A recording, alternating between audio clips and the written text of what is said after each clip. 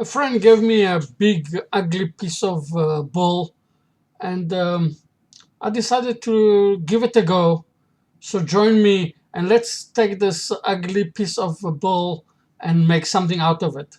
Um, I put the face plate on it because it's quite out of balance, and I was worried that it's going to fly all over the show. And start creating the basic um, shape that I want to get to.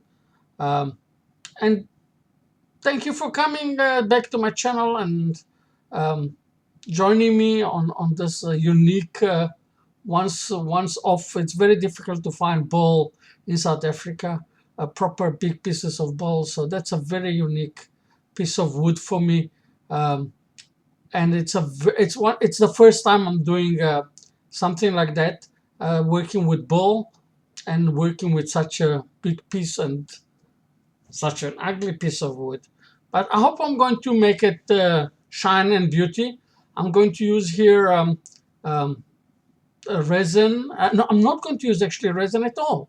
I'm going to use something called epoxy gel coat, and I'm going to use a lot of copper and a lot of brass. So let's go.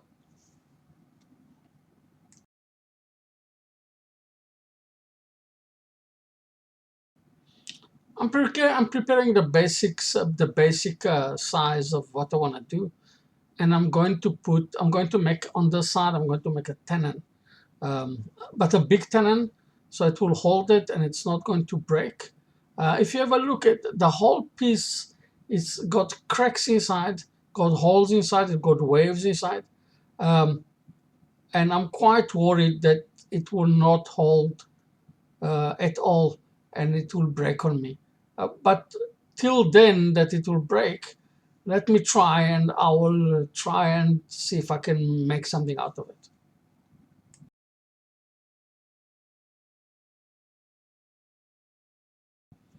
I use the black line parting tool to shorten the tenon.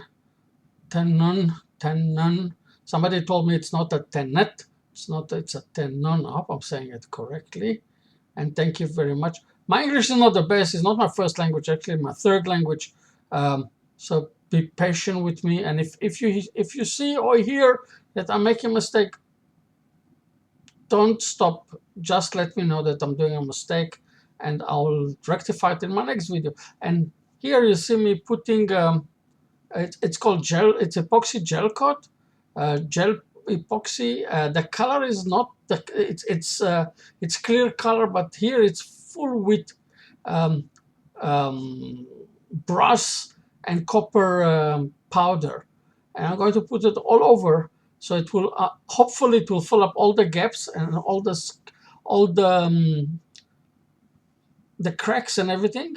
And I'll see just now if I manage to do it, and if yes, we will move to the next part.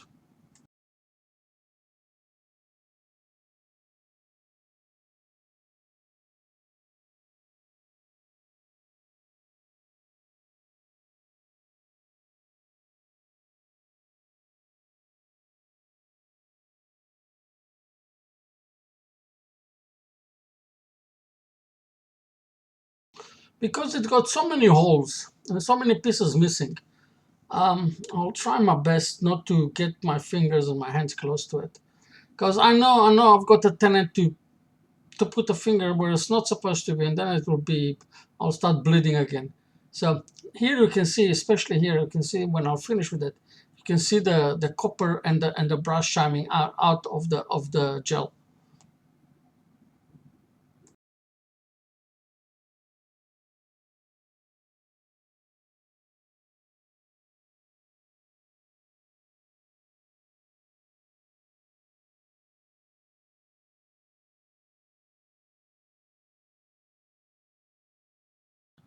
Yorkshire grid all over. Um, Actually, funny enough, um, one of the guys that following me um, on my YouTube's, he made the remarks in one of the videos. Says, "Are you ever doing only wood? without resin? Can you really do also wood without resin? So this is um, my try, and this is my test if I can do it.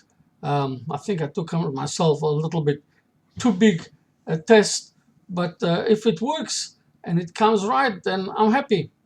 Turning it around, removing the faceplate and putting it on the tenon into its place, and we will go and do the other side.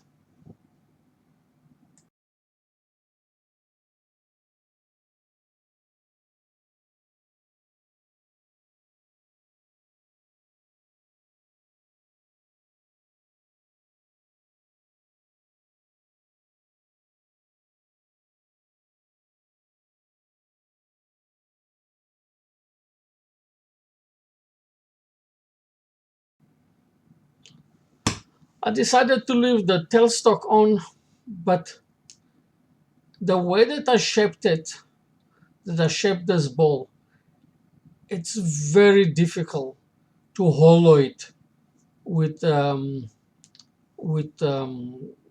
tailstock on. Um, I don't have a proper um, gooseneck carbine tool, so I decided that what I'm going to do is, first of all, I'm going to put duct tape around the whole thing. So if in case that it breaks apart, um, it will not fly and it will not break my face, and it's not going to break my window in my car. And so I decided now to remove the tailstock and try to do it without it. And it took a little bit of time. Then I decided, now, you know what, let me do something else. Let me do like normal. I'll hollow it at the beginning. I'll hollow it with I'll drill out a hole all the way to the area there where I finish. That will be the base of my ball. And it will be quicker and maybe even safer. Hope so.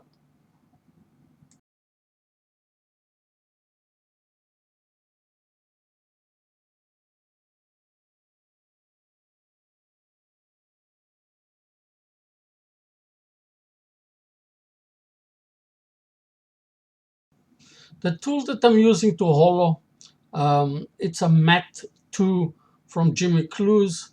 Um, I like to work with it. It removes wood quite fast, and it does not jam, so it does not break. And so I'm not going to be worried that it's going to break the wood, because it does not jam in. It just um, moves away.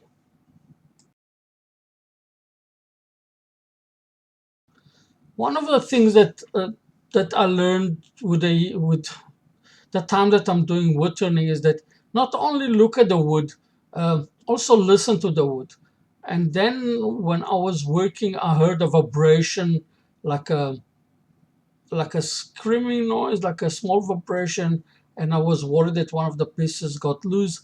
I checked it and I found there is a huge crack, that if I'm not going to deal with it, it will definitely break off. So I put super glue, CA glue, twice, and I'd continue. But you must listen also, not only watch, you must listen. And if there is a different sound suddenly, you have to stop and look why the sound came.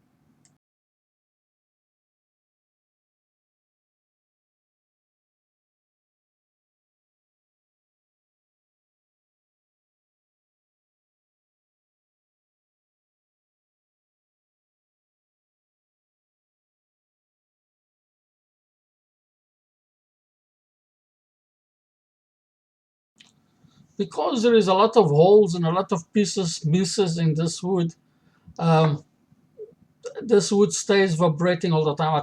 I could not get it to balance it nicely, as I wanted. All the time, I still got a vibration. And now I'm going to do exactly the same thing on the inside. I'm going to put the gel and copper and brass mixed together.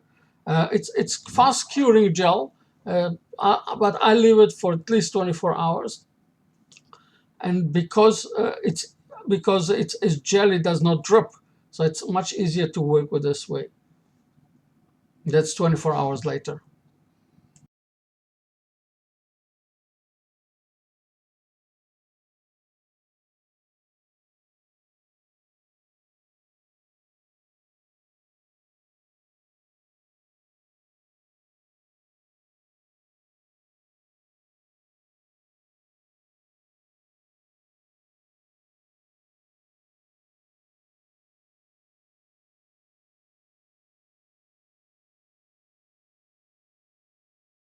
Everything that I do, polishing, flatting, sandpaper, everything must be with a remote tool. Otherwise, it will break my knuckles.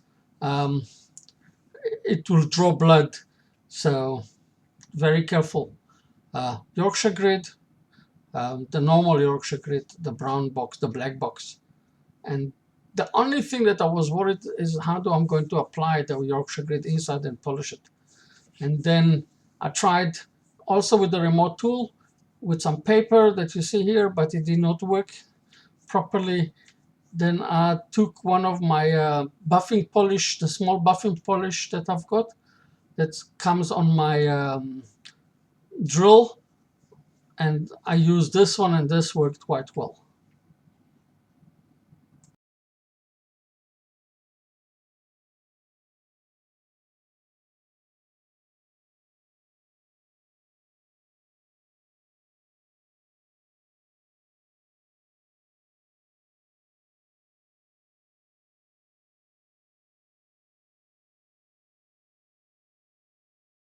You can see when the line shine inside, you can see it now properly. There is like two rims in the end of the base that I was afraid to remove because they were sitting exactly on a vein of a wood. And I was afraid if I remove it a little bit more deeper and I'll play with it, the whole thing will crack and fall apart. So I decided I'm going to leave it as it is and um, not break it. I found the rim is not done properly, so I had to put again duct tape just to be on the safe side, and I cleaned the rim. And now I'm polishing the sides um, of the missing pieces where I put the gel and the copper and brass, just to bring the copper and the brass shine out. I think that I didn't put enough brass and enough copper powder. I really think that in my next time that I'm going to use it, I'm going to do it again. I'm going to put more. And here I'm cutting with the black line parting tool. I'll cut it, I'll leave like 10 millimeters, 12 millimeters, and then I'll try to break it off. I think that would, and I've done it in an angle, so it will be a good solid base.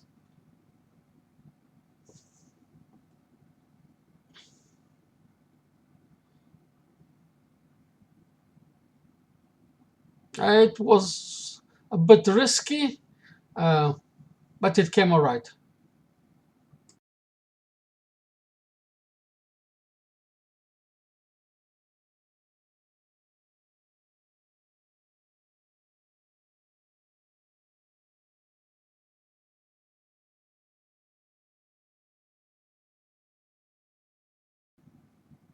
Place for my logo. And I hope that you enjoyed this presentation and this video. It's not my normal videos with resin that I like to do. It's a little bit different. So if you do like it, please let me know and I'll do more of them. And in the meantime, don't forget to subscribe, like my channel, and also comment, especially on this one, if you like this type of wood turning that I did. Then till next time, thank you very much, and I'll see you in my next video.